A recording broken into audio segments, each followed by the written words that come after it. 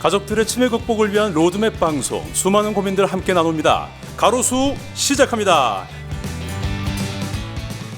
여러분 안녕하셨지요? 여러분과 함께 치매에 대해서 공부할 준비가 되어 있는 사회자 이도현입니다. 저희가 특집 방송을 준비했습니다. 바로 오늘이 7회차인데 8, 9회차까지, 그러니까 7, 8, 9회 3번 전문의가 소개하는 치매 이야기로 저희가 꾸미려고 합니다. 그래서 정신건강의학과 전문의 선생님을 모셨어요. 김병수 교수님 안녕하십니까? 네, 안녕하세요. 경북대학교 의과대학 정신건강의학과 교수 김병수입니다. 반갑습니다. 교수님 오늘 기대가 됩니다. 안 떨리시죠? 네, 많이 떨립니다. 예, 방송을 이렇게 듣고 계시는 분들은 좀 이제 이 그림이 그려지실지 모르겠습니다만 교수님하고 저하고 이제 마주보고 있거든요. 제 눈을 안 마주치고 계십니다. 편안하게 하시고 현장에서 제가 교수님을 몇 번 뵀잖아요. 네. 그때 뭐 개회사나 인사 말씀하실 때도 아주 또박또박 말씀 잘하셨거든요. 오늘도 뭐 우리 둘밖에 없으니까 편하게 그렇게 하시면 될 것 같습니다. 네, 잘해보겠습니다. 직접 소개 좀 해주시죠. 네, 저는 경북대학교 의과대학 부교수로 근무하면서 칠곡 경북대학교 병원 정신건강의학과에서 진료하고 있습니다. 그리고 대구시 치매사업의 기획과 자문을 담당하는 대구광역치매센터 센터장을 겸임하고 있습니다. 이야. 의사로 진료도 보시죠. 교수로 학생들 강의도 하셔야 되죠. 거기에 광역치매센터장까지 여기 막 우와 진짜 바쁘시겠어요. 근데 또 제가 듣기로 이 방송 이름이 가로수지 않습니까? 네. 이 가로수라는 이름도 교수님이 지으셨다고 들었어요. 네, 이번에 그 방송을 기획하면서 우리 직원들과 함께 여러 가지 이름을 고려하다가 네. 제가 가루수라고 의견을 냈더니 직원들이 모두 괜찮다고 해서 조금 얼떨결에 정하게 됐습니다.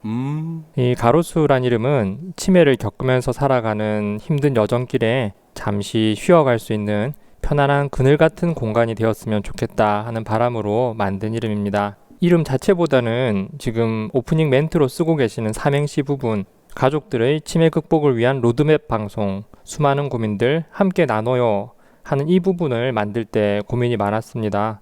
처음에 가족들의 치매 극복을 위한 로드맵 방송까지는 금방 떠올랐는데 다음에 이제 수라는 글자로 시작하는 말이 생각이 잘 안 나서 한참 고민했었고요. 처음에는 수리수리 마수리 치매야 가라 이렇게 정했다가 예. 나중에 이제 가족들의 고민 상담이라는 이 방송의 취지를 살려보자 해서 수많은 고민들 함께 나눠요 이렇게 정했습니다. 수리수리 마수리도 나쁘진 않은데 그거보다는 교수님 말씀대로 이제 그 취지를 살려서 수많은 고민을 함께 나눈다가 더 의미가 있는 것 같습니다. 근데 이제 말씀을 쭉 들어보니까 평소에도 뭐랄까 치매 어르신과 가족 여러분들에게 좀 애정 관심이 참 많은 분이다라는 생각이 듭니다.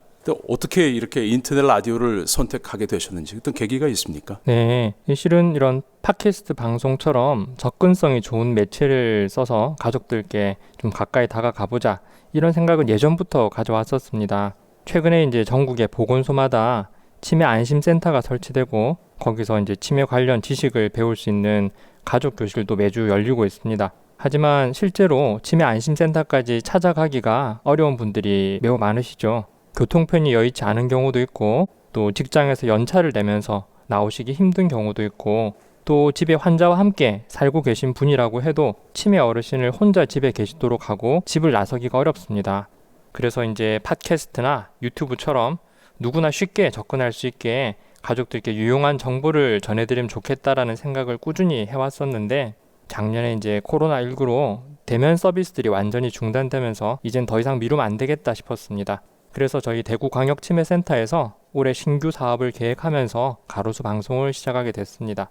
하지만 그래도 이제 가장 큰 원동력은 담당자인 김지한 선생님이 적극적으로 일을 추진했기 때문인 것 같습니다. 왜냐하면 이게 새로운 사업을 시작한다는 게 쉬운 일이 아닌데 용기를 내서 시작하고 또 이렇게 잘 이끌어 나가고 있는 김지한 선생님께 다시 한번 감사드립니다. 그러면 그 김지한 선생님께 금일봉이라도 어떻게? 제가 한번 커피라도 사야 될 것 같습니다. 알겠습니다. 저희 출연진과 제작진 모두가 한마음 한뜻으로 이렇게 가로수를 만들고 있습니다. 저희의 이 간절한 마음이 청취자 여러분께 조금씩 전해지고 있는 것 같고요. 팟빵 아이디 10407633님 좋은 방송 만나서 반갑습니다. 구독, 좋아요 누르고 열심히 듣습니다 라고 댓글 남겨주셨고 아이디 10336373님 환자와의 관계도 사례를 들어가면서 지루하지 않게 조목조목 설명해 주셔서 많은 도움이 됩니다.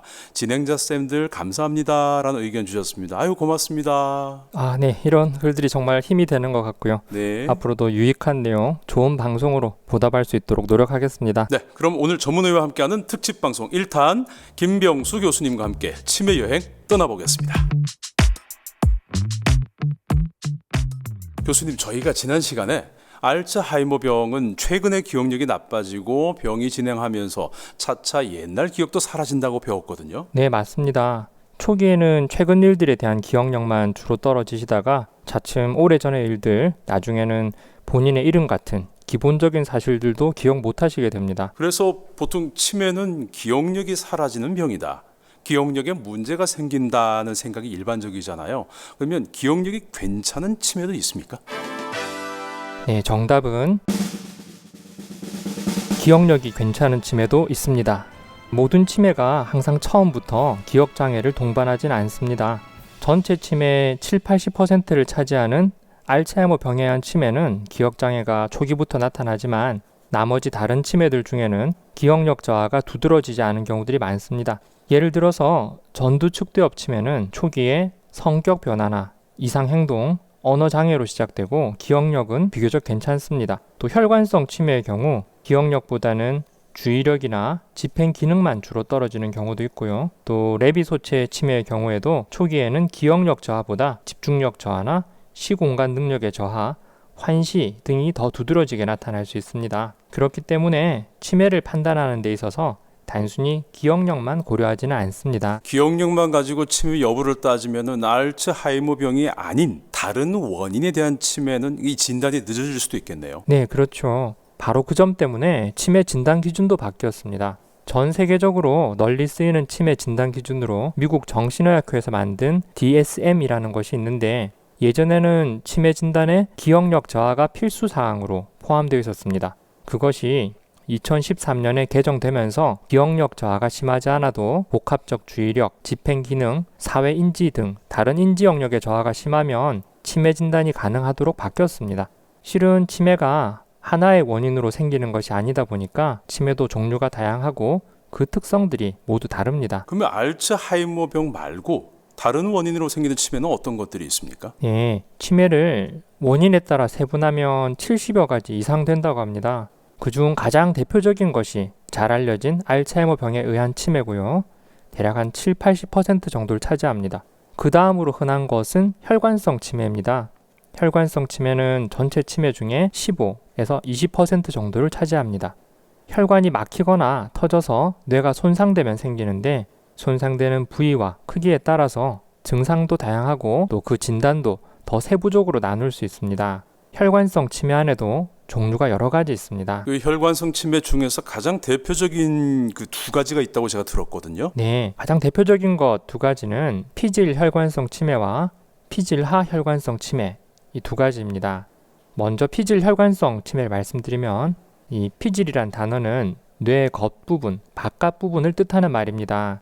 비교적 큰 뇌혈관이 막히면서 이 혈관이 막히는 걸 다른 말로는 뇌경색이라고 합니다. 네. 운동신경이나 감각신경의 마비가 치매와 같이 갑작스럽게 나타나는데 뇌경색이 생긴 부위에 따라서 언어 기능이 떨어지기도 하고 공간 감각이 떨어지기도 하고 때로는 계산 능력이나 문제 해결 능력이 떨어지기도 합니다.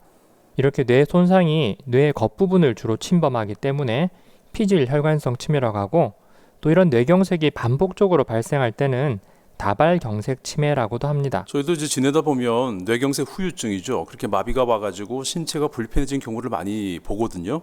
손상된 뇌 부위에 따라서 이렇게 치매 증상이 다양하게 생길 수도 있네요. 혹시 또 다른 케이스는 뭐가 있습니까? 혈관성 치매의 두 번째 유형은 피질하 혈관성 치매입니다. 눈에 띌 만한 큰 뇌경색 사건은 없이 뇌 안쪽 깊숙한 곳에 혈액을 공급하는 실핏줄들이 서서히 좁아지거나 혹은 막혀서 혈액순환이 잘 안 될 때 생깁니다. 뇌 안쪽을 다른 말로 피질하 부위라고 하기 때문에 피질하 혈관성 치매라고 부르게 됩니다. 알츠하이머 치매처럼 서서히 시작해서 점진적으로 진행하는데 복잡한 상황에 대한 주의력도 많이 떨어지고 문제를 처리하는 능력도 감퇴되게 됩니다.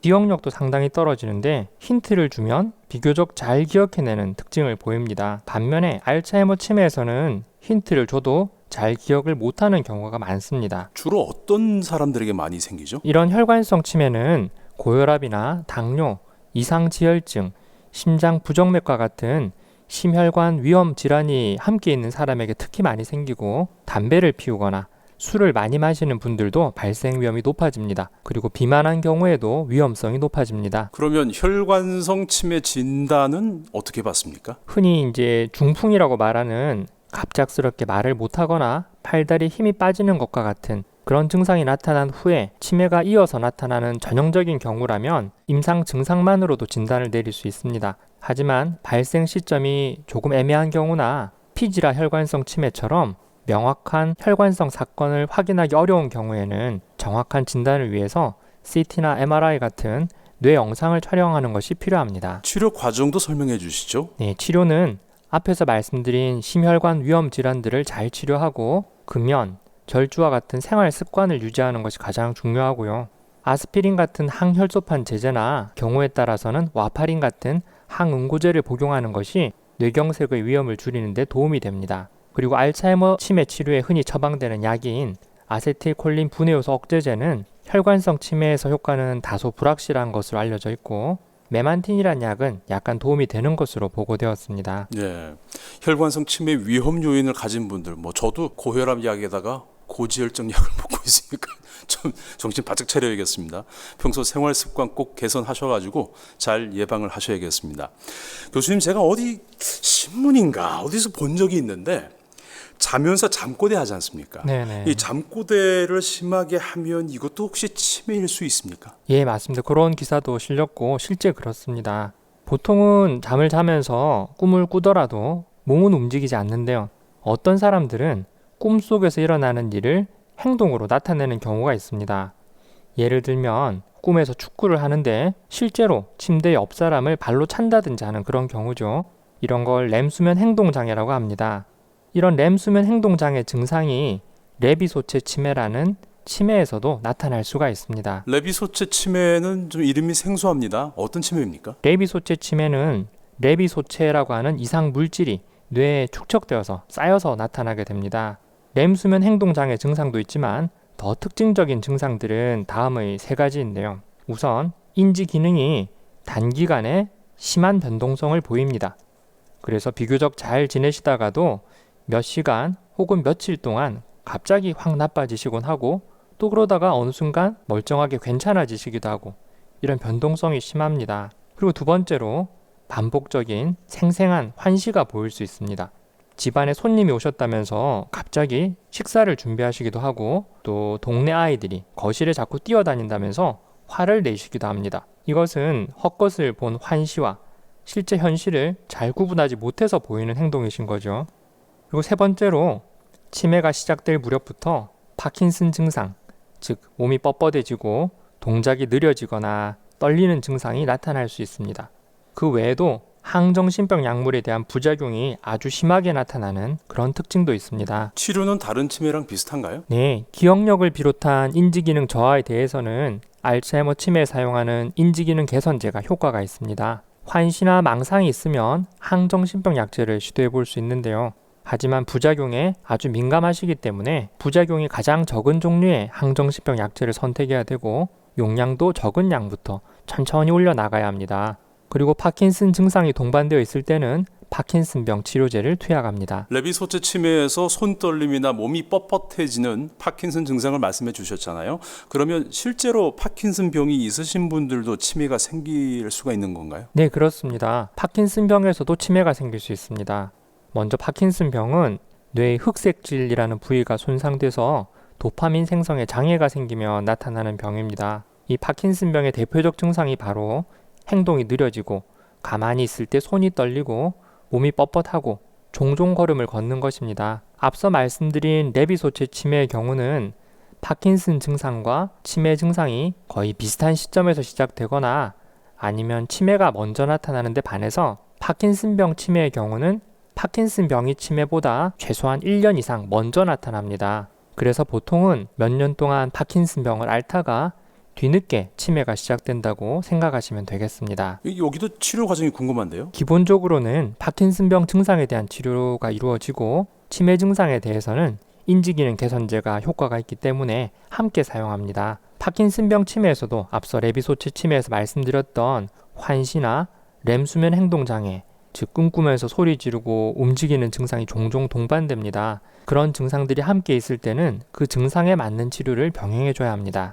역시 증상에 맞는 적절한 치료를 받으셔야 된다는 거 중요합니다, 여러분. 교수님, 또 하나 질문이요. 제 주변에 또 어떤 분은 부모님의 성격이 최근에 많이 완고해지셨다면서 혹시 이게 치매 증상으로 성격이 변한 게 아닐까 이렇게 걱정을 하셨거든요. 치매로 성격이 변하기도 합니까? 그렇습니다. 치매와 성격 변화가 관련이 있긴 한데 말씀해 주신 사례가 과연 치매 때문에 성격이 변한 경우인지 말씀해 주신 내용만 듣고 판단하기는 어렵습니다만 실제 두드러진 성격 변화가 주된 증상으로 나타나는 치매도 있습니다. 기억력에는 크게 변화가 없는데 성격 변화가 주 증상으로 나타날 수 있다는 건가요? 네, 그렇습니다. 전두측두엽 치매라고 하는 치매가 있는데요. 이런 경우에는 기억력 저하보다는 성격 변화가 훨씬 두드러지게 나타납니다. 전두측두엽 치매에 대해 설명드리기 전에 먼저 뇌 구조에 대해서 간단히 말씀드리면 뇌는 대뇌, 소뇌, 뇌줄기로 구성이 되는데 그 중에서 대뇌라고 하는 부분이 우리 인지 기능에 가장 중요한 역할을 합니다. 그 대뇌를 영역별로 나누면 앞쪽은 전두엽, 뒤쪽은 후두엽, 양옆은 측두엽, 그리고 위쪽은 두정엽이라고 합니다. 그 부위별로 담당하는 인지 기능도 다릅니다. 부위별로 담당하는 인지 기능이 다르다니까 이게 흥미로운데요. 좀 더 자세히 설명 좀 부탁드리겠습니다. 네, 전두엽은 가장 크고 뇌 앞부분, 즉 이마 부위에 위치하는데 주로 일을 계획하고 적절하게 실행하고 또 너무 지나치지 않도록 적당한 제동을 거는 일을 담당합니다. 결국 그 사람의 성격과 판단력은 전두엽 속에 있다고 볼 수 있겠습니다. 그러면 평소와 다르게 갑자기 성격이 공격적으로 변했다. 그러면 전두엽에 손상이 있을 수도 있다는 거네요. 그렇죠. 전두엽이 손상되면 충동적으로 변할 수도 있고 자신의 욕구를 자제하지 못하고 뜻대로 안 될 때 공격적인 성향을 띨 수도 있습니다. 또는 무례하거나 민망한 행동을 보일 수도 있는데 예를 들면 길거리에서 다른 사람을 의식하지 않고 소변을 본다든지 또 남들이 자신을 어떻게 볼지 전혀 개의치 않고 하고 싶은 대로 한다든지 그런 행동을 보일 수도 있습니다. 성격 변화 또 이상 행동이 두드러지면 전두측두엽 치매 초기 증상을 의심해 보셔야겠군요. 그렇죠. 하지만 이제 일반적으로도 연세가 드시면서 병이 아니더라도 성격 변화가 다소 생길 수가 있는데요. 예를 들어 원래 수줍음 많던 분께서 나이가 드시면서 좀 더 외향적이 되시거나 또는 반대의 경우도 있을 수가 있고 또 본인의 원래 성격이 좀 더 강해지시는 경우도 있습니다. 하지만 치매 환자에게서 병적으로 나타나는 성격 변화는 정상인에서 나타나는 것보다 훨씬 뚜렷해서 거의 다른 사람이 된 것 같은 느낌이 들 정도이고 또 행동이 뭔가 부적절하다는 느낌을 주기도 한다는 점에서 정상적인 변화는 차이가 있습니다. 자, 어쨌거나 기억력 저하는 뚜렷하지 않지만 급격한 성격 변화를 보인다면 치매 증상일 수도 있다. 그러니 전문의 진료를 통해서 정확한 원인 파악이 필요하다. 이렇게 정리가 되겠습니다. 네, 맞습니다. 그리고 전두측두엽 치매에서는 전두엽 기능 저하 외에 측두엽 기능의 저하도 초기부터 나타날 수가 있습니다. 측두엽은 뇌 양옆에 있는데 특히 언어 능력과 밀접한 관련이 있습니다. 그래서 측두엽이 손상되면 사과를 보고 배추라고 부른다거나 고양이를 개라고 부른다거나 이런 식으로 이름을 잘못 말하는 증상이 생길 수도 있고요. 이해력이 떨어져서 심해지면 대화 자체가 힘들어질 수도 있습니다. 그 예를 들면 이런 건가요? 어르신에게 리모컨 좀 주세요 했는데 갑자기 엉뚱하게 휴대폰을 준다든지 이런 행동을 말씀하시는 거죠? 예, 맞습니다. 상대방의 말을 잘 알아듣지 못하시기도 하고 또 동문서답을 해서 대화가 어려워지시기도 하고 이런 증상이 초기에 나타날 수가 있습니다. 한두 번은 귀가 좀 잘 안 들리시나 그래서 실수를 하시나라고 생각이 들 수도 있겠습니다만 이런 행동이 잦다면 정말 단어의 뜻을 이해하지 못할 수도 있는 거니까 꼭 검사를 받아보셔야겠습니다. 네, 그렇습니다. 그리고 경우에 따라서는 단어 뜻은 잘 이해하시는데 말을 유창하게 하지 못하고 마치 외국인이 서툴게 말하는 것처럼 더듬더듬 문법에 안 맞게 말씀을 하시는 증상이 나타나시는 경우도 있습니다. 이런 경우는 언어의 유창성이 주로 떨어지는 타입이라고 볼 수 있습니다. 말씀을 정리하면 전두 측두엽 치매는 이렇게 행동 변화가 주로 나타나는 타입, 또 언어 능력 변화가 주로 나타나는 타입으로 크게 나눌 수가 있는 거고, 언어 능력 변화가 나타나는 타입도 그 안에서 세부적으로 유형을 나눌 수 있는 거네요. 네, 아주 정확하게 정리를 잘 해주셨습니다. 그리고 전두 측두엽 치매는 다른 치매들보다 발생 빈도는 훨씬 낮은 편이지만 좀 더 일찍 60세 전후에 주로 시작되는 편이고, 초기부터 행동 문제가 많다 보니까 일상생활 능력이 일찍 떨어지는 경우가 많고 해서 본인도 가족도 대처하기 어려운 경우들이 많습니다. 그러네요. 흔하지 않은 치매다 보니까 가족들도 이걸 어떻게 대처할지 참 난감한 점이 많을 것 같습니다. 오늘 전두엽과 측두엽에 대해서 말씀해 주셨는데, 기왕 말씀해 주신 김에 두정엽하고 후두엽에 대해서도 좀 얘기를 해 주실 수 있는지요? 네네. 두정엽은 머리의 정수리, 즉 꼭대기 부분이라는 의미입니다. 두정엽은 공간을 파악하는 능력과 주로 관련이 있습니다. 예를 들어 처음 가본 곳에서 방향을 파악하거나 시계 바늘의 위치를 보고 지금 몇 시쯤 됐는지 이해하거나, 또 옷의 어느 구멍으로 팔을 집어넣어야 제대로 입을 수 있는지 아는 능력, 이런 것들이 모두 두정엽의 공간 파악 기능 때문에 가능합니다. 알츠하이머 병에서는 이 두정엽 기능이 비교적 초기부터 저하되는 것으로 알려져 있습니다. 우리 치매 관련 영상 보면 많이 나오는 장면인데, 그래서 알츠하이머 치매 환자분들이 길을 잃기도 하고 그러는 거네요. 그렇죠. 네, 공간 감각이 떨어지는 것 때문에 실종 위험이 더 높아지게 됩니다. 그리고 알츠하이머 치매에서 이 두정엽과 함께 내측 측두엽이 일찍부터 손상됩니다. 아까 측두엽의 기능 중에 언어 기능을 말씀드렸습니다만, 실은 측두엽 기능 중에 또 매우 중요한 부분이 바로 기억 기능입니다. 주로 측두엽의 안쪽, 다시 말해 내측 측두엽에 해마체를 비롯한 기억에 중요한 구조물들이 여러 가지 존재하는데, 알츠하이머 치매에서는 이 부위가 일찍부터 손상되게 됩니다. 전두 측두엽 치매에서는 측두엽 손상이 오더라도 내측 측두엽의 손상은 천천히 발생하는 편이라서 초기에는 기억력 저하가 가벼운데, 이 점은 알츠하이머 치매와 큰 차이점입니다. 그런 차이가 있군요. 후두엽도 말씀해 주시죠. 네, 후두엽은 대뇌 뒷부분, 즉 뒤통수 부분에 해당합니다. 이 부분은 주로 시각적인 내용을 파악하는 기능을 가지고 있습니다. 만약 후두엽이 손상되면 눈은 멀쩡하게 정상적이라고 해도 자기가 본 게 뭔지를 잘 파악하지 못할 수가 있고, 때로는 환시 증상이 나타날 수도 있습니다. 앞서 레비소체 치매에서 초기부터 환시가 보일 수 있다고 말씀하셨지 않습니까? 네. 그러면 혹시 레비소체 치매에서 후두엽 기능이 일찍부터 떨어진다는 건가요? 네, 그렇습니다. 실제 레비소체 치매에서는 양전자 단층 촬영, 즉 PET 검사를 해보면 초기부터 후두엽 기능이 떨어지는 것을 확인할 수 있습니다. 그리고 다양한 치매들이 처음에 병이 시작되는 부위는 제각각 다르지만 병이 차츰 중증으로 진행할수록 뇌 전체적으로 병이 심해지게 됩니다. 그래서 알츠하이머 병에서도 나중에는 환시나 성격 변화 같은 증상이 나타날 수가 있고, 전두 측두엽 치매에서도 처음에는 성격 변화나 언어 기능만 문제가 되다가 나중에는 기억력 장애도 매우 심해지게 됩니다. 레비소체 치매나 파킨슨병 치매도 중증에서는 기억력 저하가 매우 심해지게 됩니다. 그러네요.